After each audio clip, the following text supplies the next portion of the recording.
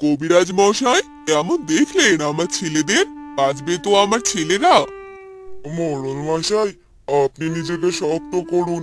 আমি যা দেখছি তা মোটেই ভালো নয়। এসব আপনি কি বলছেন কবিরাজ মশাই? আমার যে এই তিন সন্তান ছাড়া আর কেউ নেই। আমি এত ধন সম্পদ দিয়ে কি করব? আপনি একটা উপায় বলুন কবিরাজ মশাই।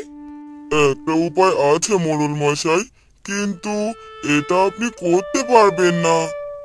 আপনি বলুন কবিরাজ মশাই, যত কঠিনই হোক সেই কাজ আমি করব। আপনার তিন ছেলেকে বিয়ে দিতে হবে, আর বিয়ের পরে অসুস্থ অবস্থায় তিন বউ সহ বনবাসে পাঠাতে হবে। তাহলে ভগবান যদি সায় দেয়।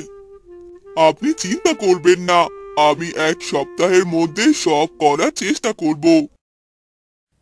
এরপর কবিরাজ চলে যায় আর মোড়ল অনেক চিন্তিত হয়ে পড়ে। তুমি এভাবে ভেঙে পড়লে কিভাবে চলবে বলো? তুমি যদি অসুস্থ হয়ে যাও তাহলে তো কিছু করার থাকবে না। আমি যে কিছুই ভাবতে পারছি না। এই মৃত্যু পথযাত্রী তিন ছেলেকে কে করবে বিয়ে? আগে যারা নিজে মেয়ের জন্য আমার ছেলেদের পছন্দ করে রেখেছিল, আজ তারা সবাই মুখ ফিরিয়ে নিচ্ছে। কেউ যে তাদের মেয়ে বিয়ে দিতে রাজি হচ্ছে না। এরপর মোড়ল গ্রামের চারপাশে জানিয়ে দেয় যে তার মেয়েদের মোড়লের অসুস্থ ছেলেদের সাথে বিয়ে দেবে, তাদের সে তার অর্ধেক সম্পত্তি লিখে দেবে। কিন্তু এতে কেউই সাড়া দিল না। দুশ্চিন্তা করতে করতে মোড়ল নিজেই প্রায় অসুস্থ হয়ে পড়েছিলেন। বিকেলবেলা একজন লোক মোড়লের বাড়িতে আসে। প্রণাম মোড়ল মশাই, আপনার জন্য একটি সুখবর নিয়ে এসেছি।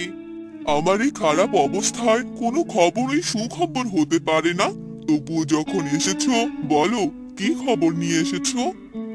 আপনি আপনার ছেলেদের জন্য মেয়ে খুঁজছিলেন, তাই না? পাশে গ্রামের হরিহর বুড়ো তিন মেয়ে রেখে কয়েকদিন আগে হরিহর বুড়ো গত হয়েছে। আপনি তাদের সাথে কথা বলে দেখতে পারেন। আমাকে নিয়ে চলো সেখানে, আমি এক্ষুনি যেতে চাই। লোকটি তখন মোড়ল মশাইকে নিয়ে সেই গ্রামে যায় আর গিয়ে দেখে তিনটি রূপবতী মেয়ে বারান্দায় বসে আছে।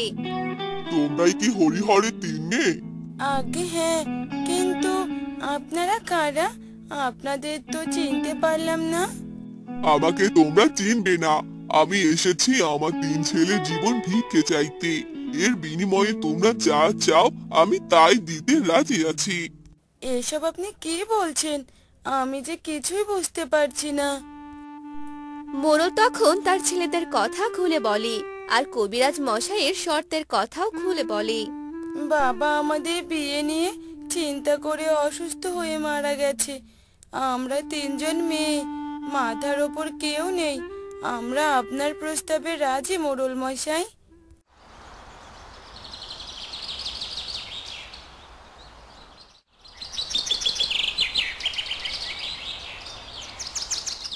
বাবা, আপনি আমাদের যাওয়ার অনুমতি দিন। আমার তিনটি ছেলেকে তোমরা দেখে রেখো মা, নিজেদের খেয়াল রেখো। আশীর্বাদ করি তাড়াতাড়ি ফিরে এসো। বাবা, আপনি কোনো চিন্তা করবেন না। আপনার ছেলেদের জীবনের সাথে যে আমাদের তিন বোনের জীবনও জড়িয়ে গেছে। আপনি শুধু দু হাত ভরে আশীর্বাদ করুন। এরপর তারা তিন বোন মিলে তাদের স্বামী সহ বনবাসে চলে যায়। দিদি, এই গহীন জঙ্গলে থাকার জায়গা পাবো কোথায়? ওনারা যে খোলা আকাশের নিচে শুয়ে আছেন। আমি আসার সময় তাঁবু করার জন্য কিছু জিনিস নিয়ে এসেছি, তা দিয়ে এই জঙ্গলে একটি তাঁবু বানাবো। এরপর তারা তিন বোন মিলে তাঁবু বানাতে শুরু করে আর তাঁবু বানানো শেষ হলে তারা সেখানে একটু বিশ্রাম নিয়ে নেয়। এভাবে কেটে যায় বেশ কিছুদিন।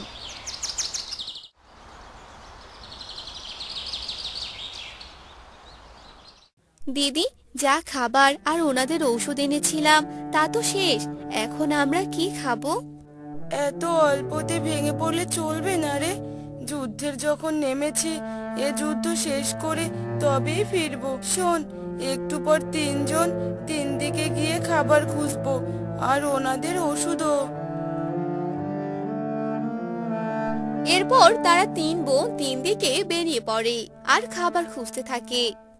আর পারছি না ভগবান, একটু সাহায্য করো করুণাময়। যাই ওই গাছটার নিচে গিয়ে একটু জিরিয়ে নেই। এত পথ খুঁজে শুধু এ কয়টা আপেল পেলাম, কিন্তু ওনাদের ওষুধ তো কোথাও পেলাম না। যাই, ফিরে যাই, প্রায় সন্ধে নেমে এলো। না, এভাবে বসে থাকলে চলবে না, আর একটু খুঁজে দেখি যদি ঔষধ পাই। এই কলাগুলো দিয়েই না হয় পেট ভরাবো। প্রায় সন্ধে, তিন বোন তাঁবুতে ফিরে আসে আর তারা কেউই ওষুধ পায় না। কতদিন হলো ভাত খাই না, মানুষগুলোও যে চোখ খুলে পর্যন্ত তাকায় না। হায় ভগবান, এ কোন পরীক্ষা নিচ্ছ? দিদি, আমি কয়েকটি কলা পেয়েছি, চল দিদি এগুলো খেয়ে নেই। এরপর তারা আপেল, কলা আর আম খেয়ে নেয়। এরপর তারা ঘুমাতে চলে যায়।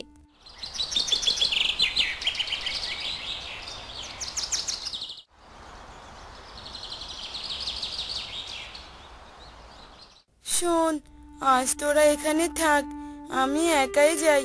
মানুষগুলোকে একা রেখে গেলে বড্ড চিন্তা হয়। এই গহীন বনে কেউ আপন না রে। এরপর সে বেরিয়ে পড়ে, উদ্দেশ্য ঔষধ খুঁজে বের করা। অনেক খোঁজার পরেও সে কোনো ঔষধই খুঁজে পায় না। আর কোনো উপায় না পেয়ে সে গাছের নিচে বসে কান্না করতে থাকে। হায় ঈশ্বর, এ তোমার কেমন লীলা! তুমি তো জানো ঈশ্বর, আমরা জেনে শুনে কখনো কারো ক্ষতি করিনি। এক বাবা ছিল, তাও তো নিয়ে নিলে করুণাময়। যে গাছের নিচে বসে কান্না করছিল, ঠিক তার পাশে বসে ধ্যান করছিল এক সাধু বাবা। বড় বউয়ের এমন করুণ গলায় কান্নায় তার ধ্যান ভেঙে যায়। আর সে সাধু বাবা উঠে সেখানে আসে। কে মা তুই? এই গহীন বনে এত করুণ কান্না করছিস, কি হয়েছে তোর? সাধু বাবা, আমি যে এক অভাগা স্ত্রী, আমার স্বামী যে মৃত্যু পথযাত্রী। এরপর সাধু বাবাকে সব কথা খুলে বলে। সব শুনে সাধু বাবা অনেক অবাক হয়ে যায় আর মনে মনে অনেক অনুতপ্ত হয়। মোরলের 3 ছেলে, আমার অভিশাপে এমন হয়েছে। মোরলের বউ ছিল অত্যন্ত বদমেজাজি আর অহংকারী, কিন্তু তার পাপের শাস্তি এই ছেলে 3টিকে দেওয়া উচিত হয়নি আমার। এসব আপনি কি বলছেন সাধু বাবা? হ্যাঁ, কিন্তু এখন এসব বলার সময় নেই।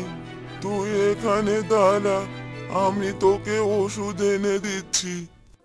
এরপর সাধু তার ধ্যান করার জায়গা থেকে একটি বোতল নিয়ে আসে আর বড় বউয়ের হাতে দেয়। শোন মা, এই বোতলের ওষুধ 3 জনের শরীরে ছিটিয়ে দিলেই তারা আগের মতো সুস্থ হয়ে যাবে। আপনাকে অনেক ধন্যবাদ বাবা।